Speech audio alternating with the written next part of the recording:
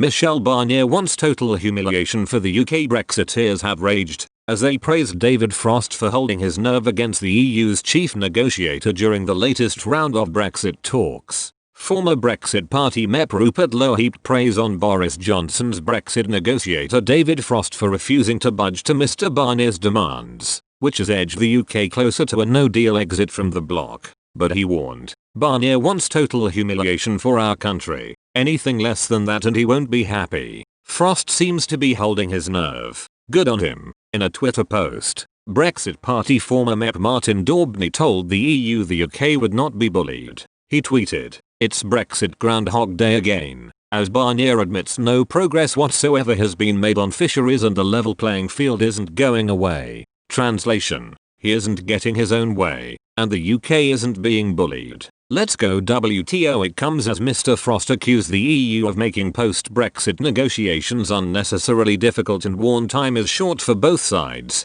as talks threaten to stall. Speaking after the latest round of Brexit talks in Brussels, Mr Frost said he believes a trade deal is still possible but warned there has been little progress after 7 rounds of talks. He warned the Brussels bloc the EU would not back down on fishing and state aid regulations, despite its demands. Meanwhile, a senior negotiating official hit back at the EU's accusation of time wasting in the post-Brexit negotiations, accusing the bloc's position of having frozen progress. They said, "The process block now is the EU's insistence that we must accept their position on state aid and fisheries before we can talk about anything else. Obviously we're not going to do that. So it's frozen. That doesn't seem to us to be sensible. We should be talking about the many other areas, some of which are productive, some of which are more difficult, but we are ready to talk about anything and it's not us that's slowing it down." Ex-Brexit Party MEP Ben Habib tweeted, as a David G.H. Frost says a deal is still possible but only if the UK gives up its claim to be sovereign.